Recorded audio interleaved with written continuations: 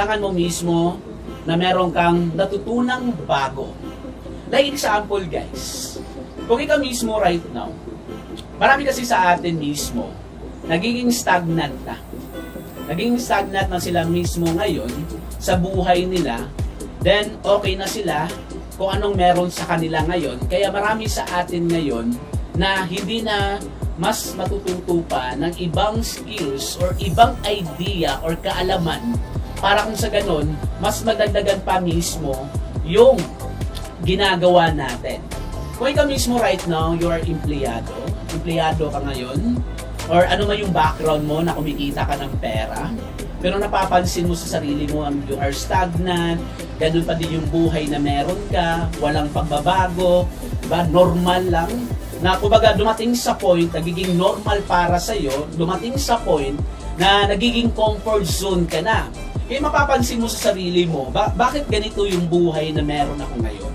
Diba? Habang tumatagal ako mismo sa ginagawa ko, walang magandang nangyayari sa akin. Pero kung napapansin mo mismo, nung bagong-bago ka pa sa ginagawa mo, yung umaga, bago para sa iyo. Nag-i-enjoy ka, di ba? Nagiging masaya ka. Pero habang tumatagal, na yes, kumikita ka ng pera, pero yung tipo na hindi gaano kalaki yung kinikita mo. At dumating sa point, di ba? Lalo-lalo na ikaw mismo right now, marami kang pangangailangan.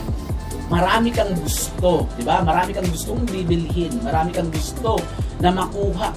Pero yung kapasidad mo mismo sa kinikita mo ngayon, kulang. So anong kailangan mong dapat gagawin?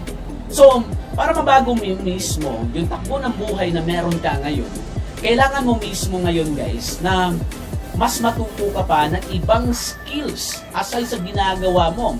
Lalo-lalo na ngayon na you are bored, na 'di ba marami kang oras, 'di ba? Marami kang oras ngayon, pero may mga oras ka mismo na in-spend time mo sa mga bagay na hindi naman mahalaga, na hindi ka kumikita na pa ng pera. Pero I know and I'm believing you. May mga kumbaga, pag ang isang tao kasi, you are willing to change. So kailangan mo magbago. Kasi ang taong hindi willing magbago, 'di ba? Kung mapapansin mo, 'di ba? Paulit-ulit na lang nangyayari sa buhay mo. 'Di ba? Kung napapansin mo ngayon na yung ginagawa mo ngayon, paulit-ulit na lang. Kaya that's why yung buhay na meron ka ngayon, hindi siya nagbabago kasi paulit-ulit na lang at hindi ka gumagawa ng bago or there are something new para sa iyo para mas matuto ka pa or mas madagdagan pa yung kinikita mo or mas kumita ka pa ng pera ngayon. Yung napapansin mo ngayon guys, there are lots of opportunity na pwede kang pumasok. There are lots of opportunity na pwede mong pasukin or pwede kang mas matuto pa para kung sa ganon, mas kumita ka pa ng pera. Kasi, there are some people kasi, marami sa atin, gusto natin maging successful, gusto natin mas kumita pa ng pera, pero hindi sila willing.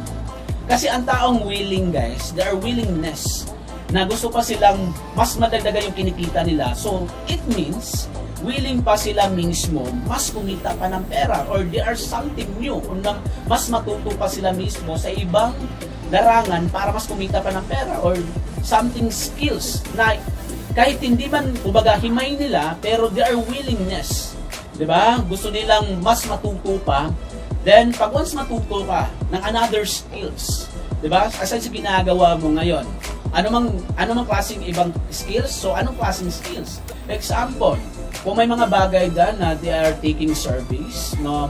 Kumbaga mismo, ikaw mismo, kung ano yung mismo na meron kang natutunan ngayon, pero pwede mas mag-generate sa'yo na mas kumita ka pa ng pera, pwede ganon. Diba? Or pwede kang gumawa mismo ng ibang idea para mas kumita ka ng pera. Or pwede kang pumasok sa ibang klase mismo paano mas madagdagan pa yung pera na kinikita mo ngayon. Kasi marami sa atin, napapahila tayo pababa. Kasi bakit?